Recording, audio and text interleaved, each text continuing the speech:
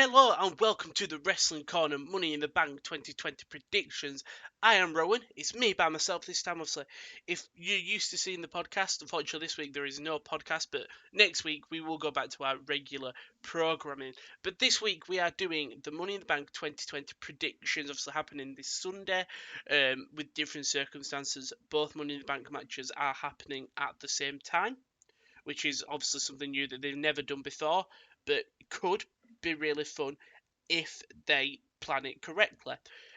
But we'll go through our predictions. Mine and Simon have got our own predictions for what we think is going to happen, and we'll go to the first match, which is the fatal four-way between the Lucha House Party, the Forgotten Sons, the New Day, and the Miz and Morrison. Simon has gone for the New Day. They're the champs. They've had it for a while, so that's why I'm also going for New Day. They've only just recently become champs. Big E obviously winning the match to get the belts. The other three in the match don't feel like title contenders. Miz and Morrison, former champs, don't feel like they should win it again. Lucha House Party, they don't have enough steam. Grand Metalik apparently wants out. And the Forgotten Sons have only just debuted. I think Forgotten Sons could have time and they could be the champs, but I think currently they've only just debuted. I think currently New Day are the correct choice. I could see Miz and Morrison win it again and doing some more of the stuff they were doing before they lost them, but because now there's no Usos, you sort of need your two main tag teams. I think you've got that with New Day, Miz and Morrison, and I think Forgotten Sons could sort of push themselves in there. They sort of slow turn them around, but yeah, I'm gonna go for the New Day, but we will see what happens on Friday Night SmackDown because stuff can change. Maybe one of them can get injured, but yeah, we're both gone for New Day. We just like to preface that there might still be some more matches announced on SmackDown. I don't think there will, but there may be. But if there is, we'll let you know on the podcast next week in our bumper episode. But we will move on to Bailey versus Tamina. I've gone for Tamina. Sam's gone for Bailey. I've gone for Tamina really because no one ever. If you told someone that in 2020 Tamina would be like fighting for a belt and could win it, you'd laugh at me. Yet somehow she's wormed away in this situation, and it's looking more and more likely she's going to win. Bailey and Sasha have got this feud, this interlocking feud that some of them don't see that this is going to be their big SummerSlam match. And I don't think it needs the belt. This could be a proper blood feud. But I think the problem with WWE is the main roster is they will want the belt there to use it as, oh, this is the SmackDown Women's Championship match. Whereas I feel like they don't need it. But I think they'll do that. So I think I'm going for Tamina. I'm hoping the Tamina train rolls on. And I'm hoping we see Tamina as champion, leaving Money in the Bank. We'll now move on to the World Heavyweight Championship match, Drew McIntyre versus the Messiah Seth Rollins. Now, again, if you told me after like WrestleMania stuff that this Messiah gimmick for Seth Rollins would lead to him being one of the most entertaining things on the roster, I'd laugh at you because we saw what it was before as a babyface and partial heel. Yet these characters where he can be a proper heel and a proper cocky one. Look at the Authority Seth Rollins with the blonde streak. He was a despisable prick. And now that he's gone for this Messiah, he's got a god complex and it works incredibly well. On the other end, you've got Drew McIntyre, the big Scottish psychopath, who is one of the best things on the roster as well. He's not just this big guy who can wrestle, he's entertaining, he's got a bit of humour, but he can switch it to serious. Simon has gone Drew McIntyre, and as much as I want to go for Seth, I feel like Seth could work well with Murphy in his corner. Murphy being great the past couple weeks, taking his claymores, really selling the fact that he's doing anything for Seth. I do think he'll be Drew. We've both gone for Drew. I'll be surprised if it isn't because he's just won the belt. He's not. It's not like he's not over anymore. He's still very over, and I'm hoping just so he can push for a UK pay-per-view because who wouldn't want that?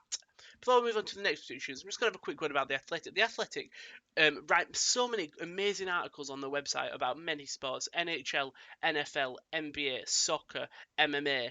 And even if you're not into real sports, there's a business side where they talk about businesses, sports businesses to be more exact.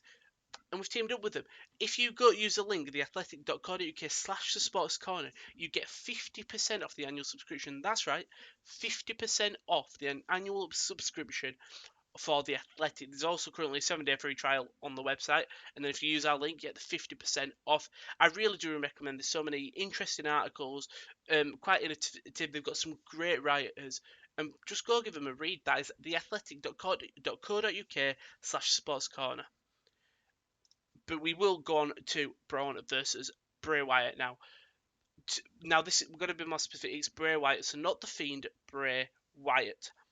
Now Braun won the belt by circumstances. Obviously, Roman didn't want to compete in Mania, which is definitely allowed because everyone knows his past circumstances. So Braun was thrust in there. He won it. Great. It's going to be on. It's going to be on TV. Bonus, he's been on TV every week. I think the problem you get is the Fiend is the Bray Wyatt character is so over that if he loses, it really is going to hurt his character. See what happened in Saudi Arabia when he lost the belt. Like people just couldn't not get behind him, but he lost his momentum, and I do think you should have put him in a title feud. The character doesn't need a belt. Yes, it helps him in Firefly Funhouse and in a feed character holding the belts, but he doesn't need it. So Simon's gone for Braun Strowman. I'm guessing he's going the same thing if he doesn't want Fiend the belt. But I've got to go for Bray Wyatt. I'm going for Strowman, because it is Bray Wyatt. If it was the Fiend, I'd go for the Fiend. But he Strowman can beat Bray Wyatt. I don't think we'll see a proper match. I think we'll see some shenanigans that wouldn't usually happen in terms of like maybe Wyatt's teleporting around Matt Hardy-esque, or like he lures Strowman into the fun house. We get a little cool thing with that, but I genuinely don't think we will see the Fiend appear, which I quite like. So yeah, we've both gone for Strowman. Interesting picks, and that could go either way. We'll go on to the women's Money in the Bank now, which is Carmella, Shayna Baszler, Nia Jax, Asuka, Dana Brooke, and Lacey Evans. Now, with this match, for me, there are only two contenders. You've got Lacey Evans. For me, she's not there. She's entertaining, but I don't think she would suit having the Money in the Bank briefcase because currently she's a babyface, and unless her heel character would work well with the belt, but not a babyface. I don't think Dana Brooke should win it. I don't think people would be necessarily excited to see a Dana Brooke Money in the Bank. Carmella, she's already won it before. It'd be repetition, but not a good one. So you've currently got three left: Nia, Asuka, and Shayna. Now, for me, I don't think Nia should win it. I don't particularly like it when the bigger woman or the bigger guy wins it, because they can win the match regardless of having this Money in the Bank contract. They can normally earn one without it. So I do think that you should take Nia out. Maybe all of them gang up on Nia. Maybe throw her off the roof. It's been teased a lot. So maybe throw Nia off the roof. That leaves you Asuka and Shayna. Now you've got Shayna, the MMA, the vicious arm breaker. I don't feel like she won't win here. I'm gonna go for Asuka. Simon's going for Shayna. For me, Asuka, she's more of the nimble. This match could suit her more than Shayna. Shayna's more break your arm. She's better at submission. She's better at one-on-one match. Whereas I think Asuka's more nimbly, a bit more sneaky. And in a Money in the Bank match, it would tend to be her more than Shayna. The only way I think Shayna would win is she submits everyone. Everyone's laid out. She climbs up. But again, it's like the Nia situation. She doesn't need a briefcase to get her over. She's already over as a heel in terms of people dislike her. Her matches seem real.